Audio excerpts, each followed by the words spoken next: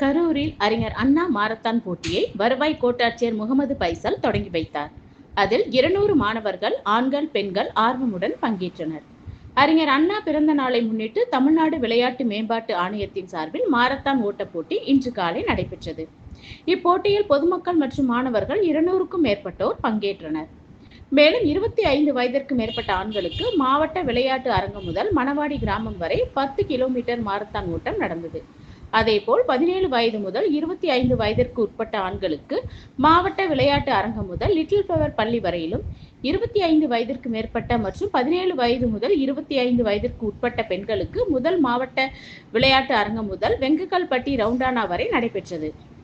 இந்நிலையில் மாரத்தான் போட்டியை வருவாய் கோட்டாட்சியர் முகமது பைசல் கொடியசைத்து தொடங்கி வைத்தார். அப்போது மாவட்ட விளையாட்டு அலுவலர் குணசேகரன், மாமன்ற உறுப்பினர் வேலுச்சாமி உள்ளிட்டோர் உடனிருந்தனர். போட்டியில் ஒவ்வொரு பிரிவிலும் முதல் 3 இடங்களை பிடித்த மாணவ மாணவிகளுக்கு ரொக்க பரிசு மற்றும் பாராட்டுச் சான்றுகள் வழங்கப்பட்டது. அதன்படி முதல் பரிசு ரூபாய் 5000, இரண்டாம் பரிசு ரூபாய் 3000 மற்றும் மூன்றாம் பரிசு ரூபாய் 2000 மற்றும் தகுதி சான்றிதழ்கள் வழங்கப்பட்டது. மேலும் 4 முதல் 10 இடங்களை பெறுபவர்களுக்கு பரிசு தொகையாக தலா ரூபாய் 1000 மற்றும் தகுதி சான்றிதழ் வழங்கப்பட்டது.